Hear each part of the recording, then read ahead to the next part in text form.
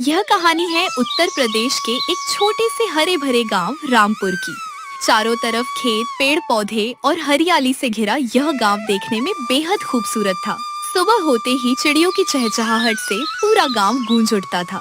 सूरज की पहली किरण धरती पर पड़ते ही गांव के लोग अपने अपने काम में लग जाते। कोई खेतों में मेहनत करने जाता, कोई मजदूरी करने निकलता, तो कोई अपनी छोटी सी दुकान खोलकर दिन की शुरुआत करता। रामपुर गांव के लोग खाने पीने के बहुत शौकीन थे। शाम होते ही गांव का बाजार लोगों से भर जाता था। इसी गांव में एक दिन पड़ोस के माधवपुर गांव से एक गरीब युवक काम की तलाश में आया। उसका नाम था गोपाल। गोपाल बहुत गरीब था। उसके पास ना रहने के लिए घर था और ना ही ज्यादा पैसे। वह काम की तलाश में गांव की गलियों में घूम रहा था। तभी उसे एक आदमी दिखाई दिया। भाई साहब, क्या आप मेरी थोड़ी मदद कर सकते हैं? हाँ भाई, बताओ क्या हुआ। मैं पड़ोस के माधवपुर गांव से यहाँ काम की तलाश में आया हूँ, लेकिन मेरे पास ना पैसे हैं और ना ही रहने के लिए कोई घर। मैं अपना कोई छोटा मोटा काम शुरू करना चाहता हूँ। देखो भाई, मैं तो तुम्हारी ज्यादा मदद नहीं कर सकता, लेकिन हमारे गांव में एक बड़ा साहूकार है। उसका नाम लालचंद सेठ है। वह लोगों को ब्याज पर पैसे देता है और उसके पास किराए के मकान भी हैं। अरे भाई, ये तो बहुत अच्छी बात है, लेकिन मैं ऐसा कौन सा काम शुरू करूँ जिससे मेरी कमाई अच्छी हो सके? शाम के समय हमारे गांव के लोग बाजार में खाने पीने के लिए जरूर आते हैं। यहाँ बबलू कचौड़ी वाला बहुत मशहूर है। तुम चाहो तो कोई नई खाने पीने की दुकान शुरू कर सकते हो। तो फिर मैं पानी पूरी का ठेला लगाऊंगा। हमारे गांव में पानी पूरी बहुत पसंद की जाती है। ठीक है भाई, पहले मैं तुम्हें लालचंद सेठ के पास ले चलता हूँ। गोपाल उस आदमी के साथ लालचंद सेठ के पास पहुंच गया। सेठ जी, मैं दूसरे गांव से यहाँ काम की तलाश में आया हूँ। मैं पानी पूरी का ठेला लगाना चाहता हूँ, लेकिन मेरे पास पैसे नहीं हैं। क्या आप मुझे कुछ पैसे उधार दे सकते हैं? कितने पैसे चाहिए? सेठ जी, मुझे 25,000 रुपए चाहिए। मैं 1 महीने के अंदर ब्याज के साथ आपके सारे पैसे लौटा दूंगा। ठीक है, मैं तुम्हें 25,000 रुपए दे दूंगा, लेकिन याद रखना, 1 महीने के अंदर पैसे वापस नहीं किए तो तुम्हें परेशानी हो सकती है। जी सेठ जी, मैं समय पर आपका पैसा जरूर लौटा दूंगा। सेठ जी, रहने के लिए मुझे एक छोटा सा मकान भी चाहिए। ठीक है, मेरा आदमी मंगलू तुम्हें मकान दिखा देगा। महीने का किराया 3,000 रुपए देना होगा। ठीक है सेठ जी। सेठ ने गोपाल को 25,000 रुपये दिए और मंगलू उसे किराए का मकान दिखाने के लिए ले गया। गोपाल ने अपना सामान रखा और कुछ देर आराम करने के बाद सोचने लगा। पानी पूरी की दुकान तो मैं खोल दूंगा, लेकिन ठेला कहाँ से आएगा? मेरे पास तो ठेला खरीदने के लिए भी ज्यादा पैसे नहीं हैं। गोपाल तुरंत बाजार की तरफ निकल पड़ा। वहाँ उसे एक दुकानदार दिखाई दिया। भाई साहब, मुझे पानी पूरी का ठेला चाहिए। क्या आपको पता है कि यहाँ ठेला कहाँ मिलेगा? हाँ भाई, बाजार के आखिरी छोर पर हरिराम नाम का आदमी रहता है। उसके पास कई पुराने और नए ठेले हैं। तुम उसके पास चले जाओ। गोपाल हरिराम के पास पहुँच गया। हरिराम जी, मुझे आपके बारे में एक दुकानदार ने बताया है। मुझे पानी पूरी का ठेला चाहिए। हाँ, मेरे पास कई ठेले हैं। लकड़ी का ठेला 6,000 रुपए का है और स्टील का 15,000 रुपए का। हरिराम जी, मैं बहुत गरीब हूँ, मेरे पास इतने पैसे नहीं हैं। आप मुझे लकड़ी वाला ठेला 5,000 रुपए में दे दीजिए। ठीक है, तुम नए हो और काम शुरू कर रहे हो। 5,000 रुपए दे दो और ठेला ले जाओ। गोपाल ने 5,000 रुपये देकर ठेला खरीद लिया।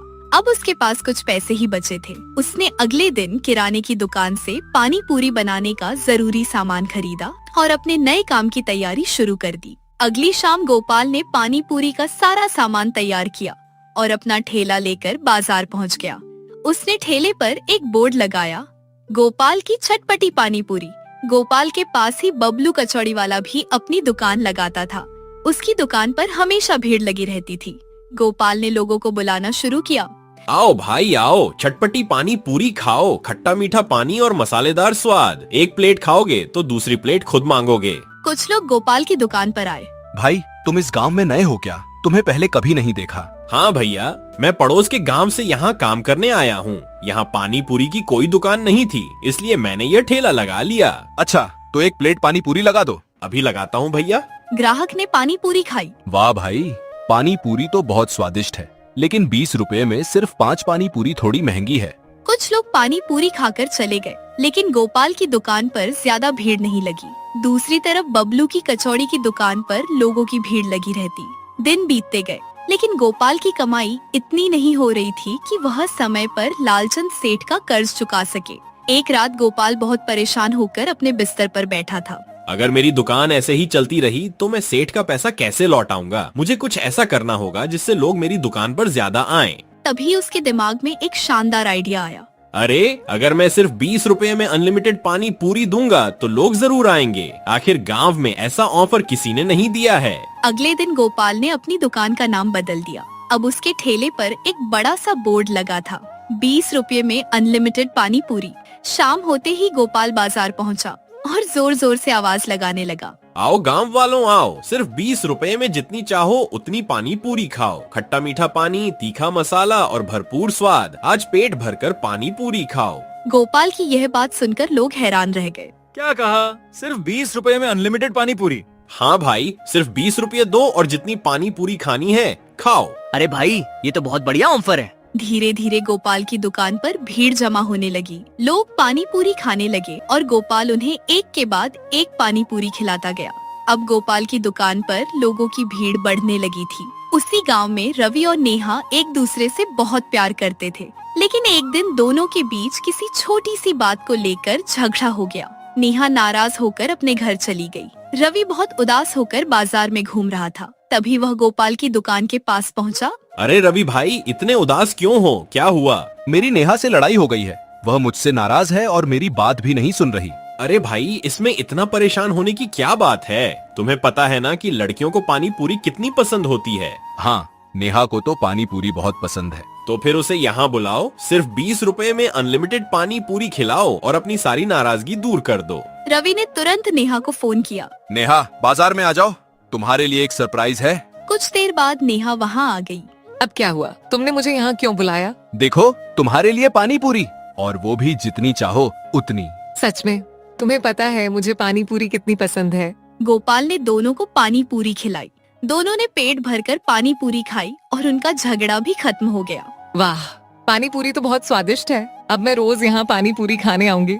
गोपाल भाई, तुम्हारा आइडिया काम कर गया। मेरी गर्लफ्रेंड भी खुश हो गई और हमारा झगड़ा भी खत्म हो गया। उस दिन रवि और नेहा के जाने के बाद गोपाल की दुकान पर लोगों की भीड़ और बढ़ गई। एक दिन एक आदमी गोपाल की दुकान पर आया और लगातार पानी पूरी खाने लगा। 1 प्लेट, 2 प्लेट, 3 प्लेट। देखते ही देखते वह 10 प्लेट पानी पूरी खा गया। अरे भाई, आप तो अकेले ही मेरी दुकान का सारा माल खा जाओगे।